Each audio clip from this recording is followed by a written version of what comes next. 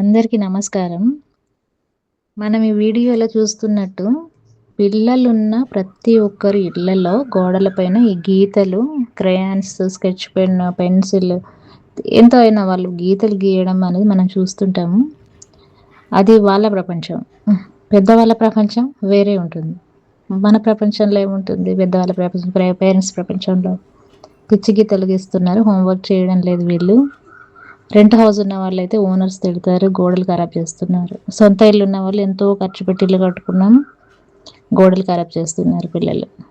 అది తల్లిదండ్రుల ప్రపంచం. పిల్లల ప్రపంచం ఏంటి?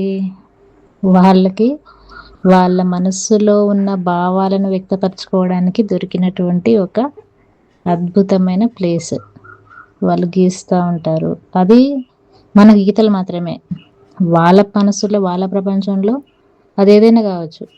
వాళ్ళు ఆకులు అనుకుంటారు, పువ్వులు, temple, school, play ground, so ఏదైనా కావచ్చు. వాళ్ళ మనసులో ఏది అనుకుంటున్నారో వాళ్ళ ఫీలింగ్, వాళ్ళ స్ట్రెస్ కావచ్చు, వాళ్ళ హ్యాపీనెస్ కావచ్చు, అంతా వాళ్ళు వేస్తారు. వీళ్ళని అడిగి చూడండి, మీరు వాళ్ళు వేసినటువంటి గీతల్ని మీరు అడిగి చూడండి పిల్లల్ని ఇదేంటి అని. వాళ్ళు చాలా బాగా వ్యక్తపరుస్తారు. ప్రతి లైన్కి ఒక మంచి ఇమాజినేషన్తో వాళ్ళు వేసుంటారు కాబట్టి ప్రతి ఒక్కటి వాళ్ళు వివరిస్తారు. ఇది టెంపుల్, ఇది చెట్టు, ఇది పిట్ట, ఇది ఎగురుతుంది, ఇది నడుస్తుంది, అట్లా ప్రతి ఒక్కటి చాలా బాగా వాళ్ళు ఒక స్టోరీ వెళ్ళమన్నా కూడా అల్లేస్తారు. సో ఇది ఎందుకు చెప్పాల్సి వస్తుందంటే పేరెంట్స్ అందరికీ, వాళ్ళు ఇలా వేస్తుంటే మీరు పిల్లల్ని ఇబ్బంది పెట్టద్దు. ఎందుకంటే మీకు తెలియనటువంటి డెవలప్మెంట్ పిల్లల్లో జరుగుతుంది. ముఖ్యంగా వీళ్ళలో first thing fine motor skills, వాళ్ళ వేళ్ళు, మజిల్స్ అనేవి స్ట్రాంగ్ అవుతాయి. తర్వాత వాళ్ళు పెన్సిల్ పట్టుకోవడం, రాయడం అనేది బేసిక్కడే దొరుకుతుంది వాళ్ళకి. సో వాళ్ళు ఇలా వేస్తున్నప్పుడే అవి గట్టిగా స్ట్రాంగ్ అనేవి ఫైన్ మోటార్ స్కిల్స్ అనేవి జరుగుతాయి.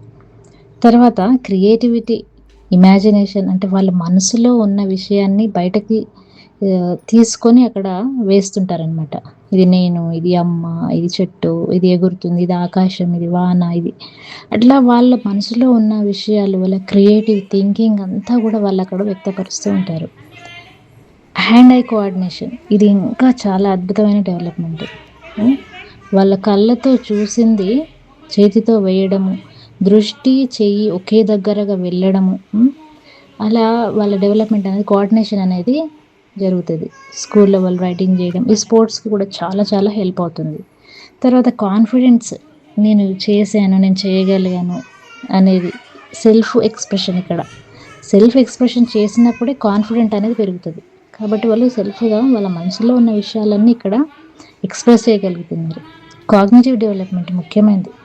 లైన్స్ నుంచి వాళ్ళ షేప్స్, ఆ తర్వాత లెటర్స్, తర్వాత నంబర్స్కి అలా మూవ్ అవుతూనే ఉంటారు.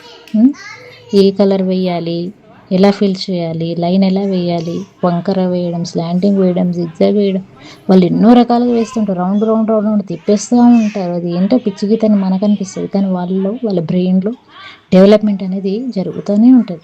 కాబట్టి గోడ పైన లైన్స్ పిల్లలు వేస్తుంటే వాళ్ళని కొట్టకండి.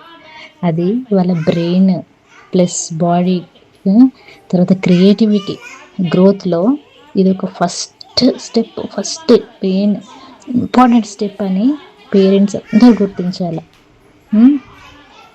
కొందరు ఇబ్బంది పడుతుంటారు రెంట్లో హౌసెస్ ఉన్న వాళ్ళు. సో వాళ్ళు మీరు ఏదైనా ప్లాన్ చేసుకోండి.